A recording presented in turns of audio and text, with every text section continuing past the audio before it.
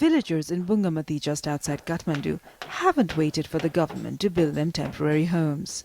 Monsoon rains have started, and almost 200 of the 900 households have a roof above their heads with the help of private donors. Residents here say they would have had more shelters by now if the government had been more helpful. A community leader coordinating temporary housing projects is frustrated by the government's slow pace. We've had foreign groups trying to help us, but they have been struggling with authorizations that they need from the government.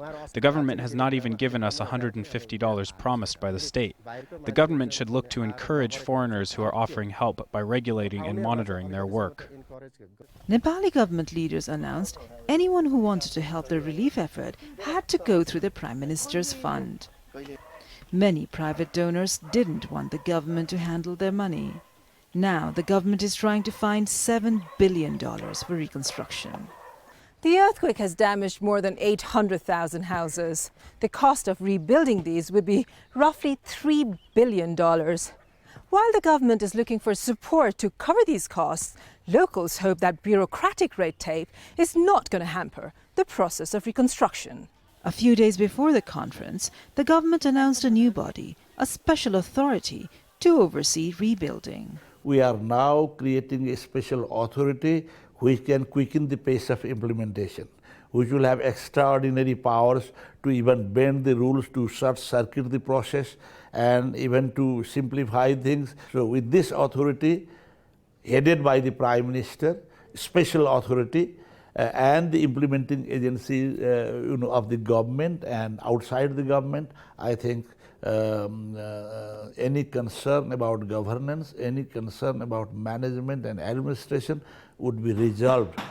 Over the past 2 months, long-standing international development partners have also been criticized as well as the government. Now both sides are hoping reconstruction will move forward in a spirit of collaboration. There are still clarities to be provided as to how exactly the agency, this new agency will work, its authorities and its composition, and I think the international community hopes that it is as apolitical as possible, right? It should have very clear rules of standard operating procedures, right? It should have mechanisms for accountability and transparency. In Bungamati, villagers are not holding their breath. They say that life has to go on, with or without government help, but they want to have a say on how their village will be reconstructed. Subina Shrestha, Jazeera, Bungamati, Lalitpur.